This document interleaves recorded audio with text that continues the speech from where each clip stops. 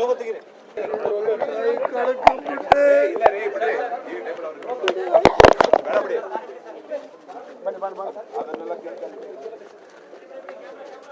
Logo ತೆಗೀರಿ. Logo ತೆಗೀರಿ. Logo ತೆಗೀರಿ.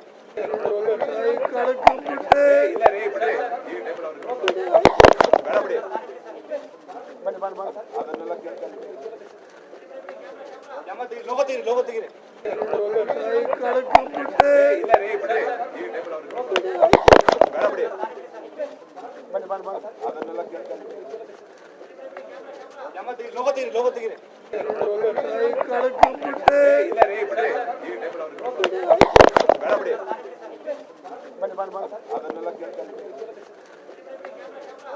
ತೆಗೀರಿ. ಲೋಗೋ ತೆಗೀರಿ.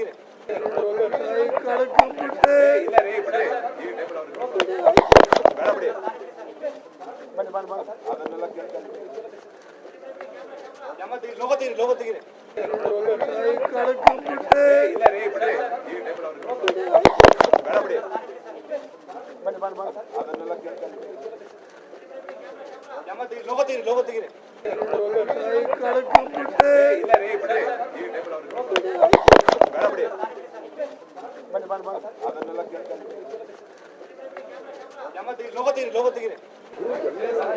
ಅಂದರೆ ಸುಮಾರು ಒಂದೂವರೆ ವರ್ಷದಿಂದ ಶ್ರೀಮತಿ ಚೆನ್ನಮ್ಮ ದೇವೇಗೌಡ ಅವರಿಗೆ ಉಸಿರಾಟದ ಸಮಸ್ಯೆ ಇತ್ತು.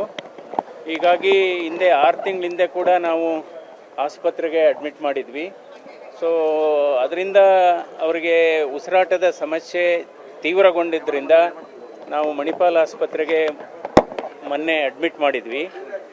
ಅಂದರೆ ಇವತ್ತು 4:50ಕ್ಕೆ ಅವರು ವಿಧಿವಶ ಆಗಿರೋದು ನಮಗೆಲ್ಲ ಬಹಳ ನೋವಿನ ಮತ್ತು ದುಃಖದ ಸಂಗತಿಯಾಗಿದೆ. ಯಾಕೆಂದರೆ ಅವರು ಮನೆಯಲ್ಲೇ ಕಳೆದ ಒಂದು ವರ್ಷದಿಂದ ಮನೆಯಲ್ಲೇ ಒಂದು ICU ಮಾಡಿದ್ವಿ.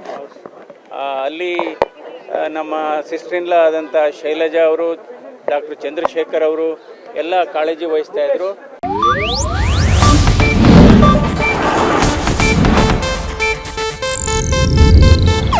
ಇದು ಏಷ್ಯಾನೆಟ್ ನ್ಯೂಸ್ ನೆಟ್ವರ್ಕ್ ಪ್ರಸ್ತುತಿ.